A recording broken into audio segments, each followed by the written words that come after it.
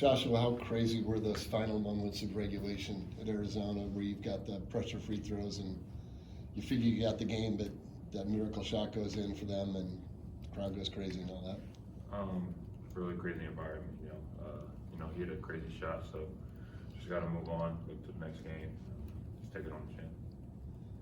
And Keshon, what have you seen when you look at Kansas State? I know they've struggled early, but they've got a couple of big wins, including against West Virginia, that seems like they're clicking right now heading into Saturday.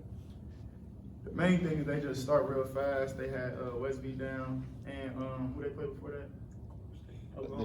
They had both of them down before, like first 5 minutes. So we just got to come out, start fast, and do what we do from the jump.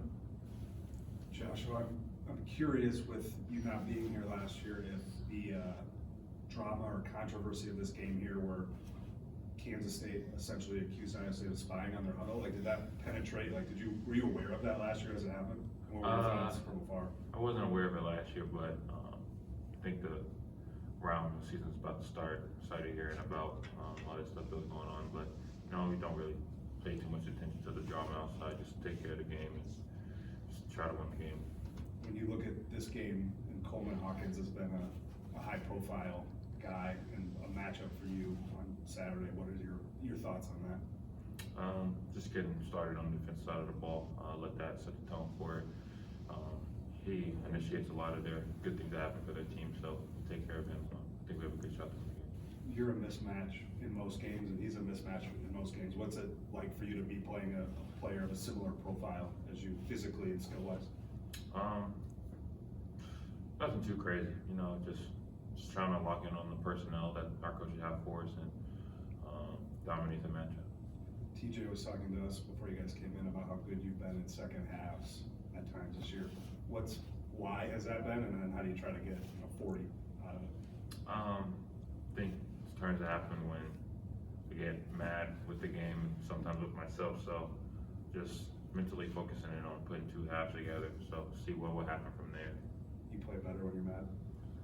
At times, yes. For Keshon, as you kind of look at this matchup, their guards have kind of struggled at various points defending the three-point line and allowing guards to get into the paint. How do you kind of enter a matchup like this where it seems ripe for you to kind of have a breakout performance?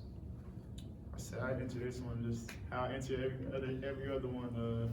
Come in, like you said, start on defense, set the tone there, and then after that, everything else will take care of itself. For you on the defensive side, TJ really started to complement the way Keshon played at Arizona. Obviously, that includes a lot of ball screen pressure that you guys like to use. How have you seen guys like Keshon, Joshua, or even Brant kind of improve on the defensive side with some of your ball screen coverages this season? I say definitely with Deshaun and Brent, they got out their comfort zone when they first got here on the ball screen. We was more to the level.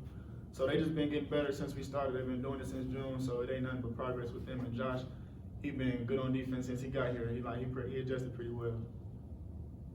Keshon, similar to that question for Josh, in recent games in the second half, towards the end of regulation, you've really just been very impactful. Do you feel like in the second half you play with increased urgency? Would you agree with that statement? What are your thoughts on that? I feel like I played with increased urgency the whole game. It's just stuff ain't been going my way in the first half, and it just been coming back around to me in the second half. And that's really what that is. And just how do you always stay in attack mode, especially as teams have been kind of defending differently with Milan out? Really just trying to pick my spots, when to attack and when to move it. That's been something I had to learn because the whole defense is there. They're looking at every ball screen, so just got to pick your spots and know when to attack and when to move the ball. And for you personally this year, just what would you say are the biggest ways you evolved as a player? I say just, it ain't really been me. I think it's us as a team. We just know how to play with each other. We got so many talented pieces, so many talented guys that can put the ball in the hole. So us just trusting each other, I feel like we evolved pretty well that way. Joshua, what has practice been like these last couple of days, bouncing back from a tough moment like that? First practice back was really intense. TJ expected a lot of urgency from us. So beginning of practice, he put it on me to get the team going. So starting fast is for today, tomorrow, and then the games leading up to on Saturday. Just beginning to start fast is the emphasis that we're putting on. I mean, I guess with TJ, I envision every practice pretty intense. So what makes an extra intense practice?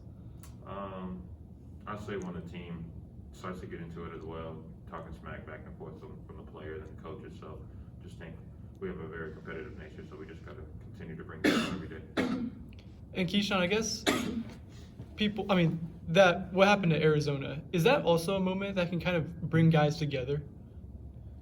Yeah, I feel like that's a moment where, like, seasons are decided, things like that. It's either you're gonna come together or you're gonna point the finger at everybody and split apart. And I feel like this group, we gonna come together every time. Like, it is what it is. You hit the shot, we gonna move on, we gonna get better, we gonna bounce back.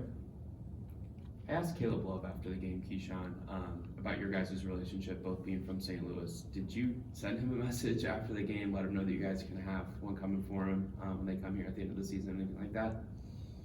We gonna see him. I don't gotta say nothing. We gonna see him. What kind of relationship do you guys have? I think he called you his homie, and you guys have kind of gone back a few years, it sounds like. Yeah, that's my boy. I mean, like you said, we both from St. Louis. He obviously been watching me. I watched him. It's all love. It ain't like no, it's all love. Yeah. Thanks, guys. Thank Appreciate you. it.